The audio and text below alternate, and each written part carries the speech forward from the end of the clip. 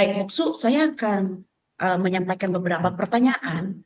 Ya. Biar akhirnya pertanyaan ini juga boleh membantu setiap para pendidik boleh diingatkan kembali. Apakah para pendidik ini sudah melakukan perannya seperti yang difirmankan oleh Tuhan, yang sudah dikehendaki oleh Tuhan bagi setiap mereka? Yang pertama, bagaimana pendidikan Kristen dapat membantu para naradidiknya mengembangkan karakter Kristiani yang kuat, seperti kasih, seperti pengampunan, serta integritas. Demikian Boksu pertanyaan yang pertama, silakan. Pertanyaan yang bagus. Dimulai dari pengajar itu sendiri. Yang tidak mengampuni, dia tidak bisa mengajar dengan pengampunan. Dan kalau dia dengan hanya bibir mengajarkan pengampunan, secara spiritual, itu impartasinya, pengaruhnya berdampak ke murid.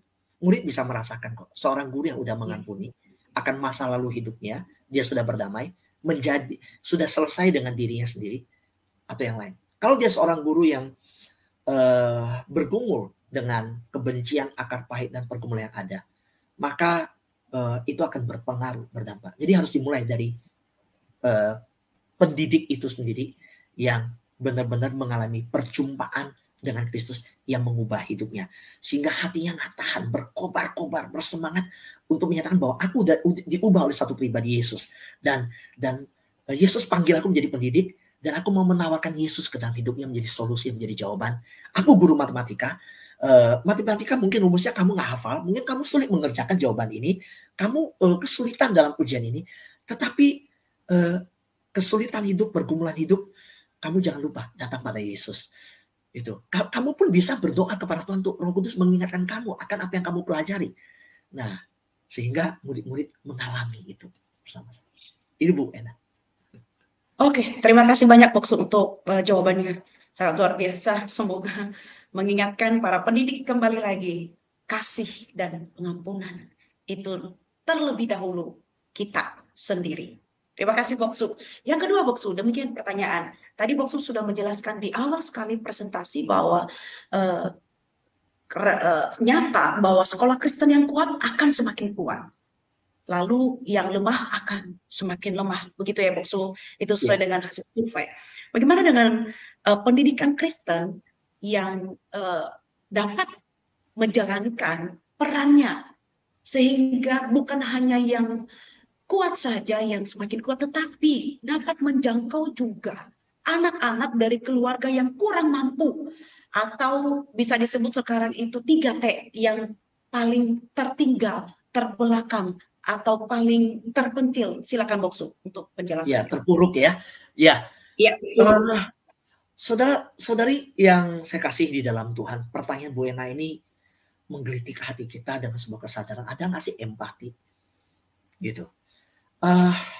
Saya maaf berbagi pengalaman ketika saya ketemu dengan satu kesempatan, ada sebuah bencana, ada sesuatu yang terjadi di sebuah sekolah Kristen. Ya, waktu itu hujan lebat segala macam, terus atapnya roboh, bahkan ada menimpa satu siswa. Sekolah itu biasanya begitu sulit untuk memperbaiki karena keterbatasan manajemen yang nah itu lingkaran problem yang ada. Siswa udah sedikit, roboh lagi begitu ya. Wah, apa yang terjadi? Mengagetkan saya ketika ada seorang anak Tuhan berkomentar, aduh, bersyukur ya sekolah kita nggak seperti itu. Loh, saya bilang kok bersyukur. Saya nggak ngerti loh, orang bisa berkata hidupnya itu mensyukuri anugerah Tuhan dibangun atas dasar keterpurukan orang lain, ketertinggalan orang lain, musibah orang lain. Harusnya anak Tuhan mengucapkan kalimat ketika melihat keterpurukan yang terjadi, robohnya itu, aduh, kita berdoa ya Tuhan segera melalukan mereka dari pencobaan ini. Tuhan menguatkan mereka dan ada pertolongan yang dikirimkan untuk mereka. Saya minta anak-anak Tuhan setiap kali melihat bencana, saya bukan hanya sekolah Kristen, termasuk kejadian bencana di Indonesia. Lihat, waduh, gempa bumi, banjir di Nias, di Gunung Stoli gempa. Waduh, bersyukur ya kita nggak gempa. Bukan bersyukur, tapi kita berdoa supaya mereka dikuatkan, dilalui dari bencana ini. Kok bersyukur? Mana? Nah, balik kepada sekolah Kristen yang kuat, yang lemah. Nah, bagaimana kita memandang? Nah, yuk, Bukan, aduh bersyukur kita nggak seperti manajemen itu. Kita harus di sekolah itu yang terburuk. Tetapi, seperti sekolah yang saya ketemukan. Ada satu sekolah di mana dia mengumpulkan kekuatan mereka. Pada waktu itu ada sekolah ini sekolah elit, sekolah yang mahal, internasional. Apa yang terjadi? Ada orang tua murid yang kena stroke. Dan ini bertumpu keuangannya pada papanya. Ketika stroke, lalu meninggal. Dalam tanda mendadak, pecah itu. Dipanggil oleh manajemen sekolah, orang tuanya, istrinya. Gimana? Dan mereka datang, langsung memberikan solusi. Apa yang bisa kami lakukan? Dan ibu ini menangis dan berkata, saya nggak punya kemampuan bekerja. Tabungan kami terbatas, kondisi begini. Uang sekolahnya langsung diturunkan 50%. Itu yang kuat menanggung yang lemah. Dan bukan hanya begitu, bahkan sekolah ini pergi ke daerah Tangerang, di daerah Sewan, mencari sekolah yang walaupun tidak Kristen loh. Mereka mengecek sekolah tersebut, memperbaiki sekolah tersebut. Dan mereka membagikan alat-alat tulis yang ada. Bisa juga seperti yang dilakukan MPK. MPK mengajarkan manajemen sekolah yang baik. Yang kuat, ayo dipertemukan dengan yang lemah. Ajarkan bagaimana manajemen. Ayo yang kuat, ini yang terpuruk, tertinggal. Ada yang kebutuhan, berikan dukungan. Diberikan dukungan. Nah, MPK telah dipakai Tuhan menjadi saluran berkat. Bagaimana yang kuat melihat yang lemah, dan yang lemah tidak terlupakan, tetapi ditemukan. Dan akhirnya punya saudara seiman. Sama-sama berjalan. Itulah yang saya ajak kita. Yuk sambut program MPK. Ayo sekolah-sekolah yang kuat. Jangan menutup diri, membuka diri. Cari MPK, kami punya data yang sangat banyak tentang sekolah-sekolah yang membutuhkan bantuan. Dan sekolah yang lemah. Jangan malu, jangan menutup diri. Yuk datang ke MPK, kami punya data, kami bisa pertemukan bagaimana kita berjalan bersama, membangun sekolah Kristen yang berkualitas, di mana ada misi dan Kristen yang dijalankan di dalamnya. Itu Bu. Terima kasih banyak Boksu untuk jawaban yang dari pertanyaan yang kedua tadi. Boksu, sebelum saya tutup, satu lagi pertanyaan. Mohon berkenan untuk menjawabnya, demikian Boksu. Perkembangan teknologi di zaman sekarang ini semakin masif, benar ya Boksu ya? Ya. Bagaimana seharusnya sekolah Kristen memanfaatkan kesempatan ini untuk menjangkau lebih banyak peserta didik di seluruh Indonesia? Tidak hanya diperuntukkan kepada kota-kota besar, demikian juga di kota-kota yang kecil. Silakan Boksu. Wah, ini curhat ini. Karena banyak anak daerah selain karena kendala internet, tetapi yang sudah hadir internet, belum ada sekolah yang membuat kurikulum dan pengajaran jarak jauh. Nah, saya mengenal satu sekolah yang anaknya lulusan dari Biola University S2, dan waktu dia pulang ke Indonesia, dia memberitahukan mamanya, "Ma, itu belum pandemi, belum kejadian, Bu Ena." Dia udah bilang, bikin sekolah kita sistem online, sehingga bisa menjangkau anak-anak seluruh Indonesia, dan itu lebih murah. Nah, ini kan lulusan Amerika. Mamanya udah lama pegang sekolah. Nggak kesampaian gitu loh. Bukan menolak, bukan nggak mau, tapi gimana, nggak ngerti gitu loh caranya. Nah, akhirnya belum dijalankan. Wah, anak ini percayalah Ma, ini ke depan akan begini. Tiba-tiba bener loh apa yang dikatakan anak itu. Masuk pandemi COVID.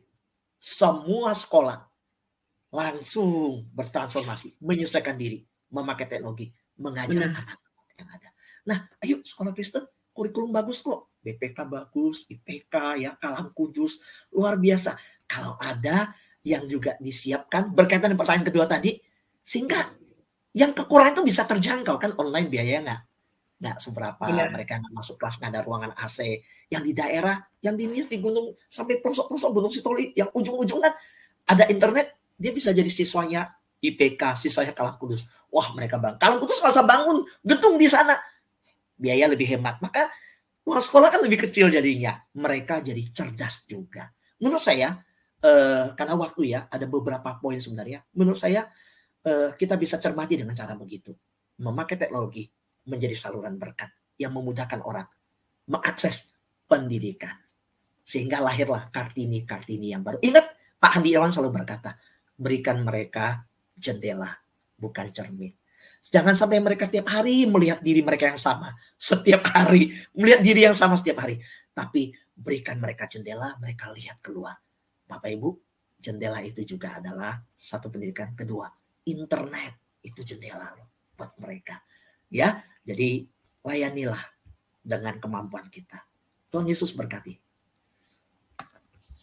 Baik, Boksu, terima kasih banyak untuk hari ini yang benar-benar boleh mengingatkan setiap para pendidik Kristen di seluruh Indonesia, bahkan di seluruh dunia. Kiranya kita terus melihat kembali panggilan kita sebagai anak-anak Tuhan, amanat agung.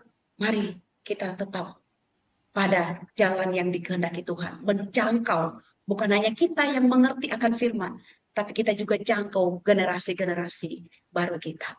Boksu, sebelum kita menutup acara malam hari ini, live streaming malam hari ini, jikalau ada closing statement dari Boksu untuk menegas dan mempertajam terkait misi pendidikan Kristen, silakan Boksu untuk menyampaikannya, dan mohon kesediaan nanti sekaligus menutup di dalam doa.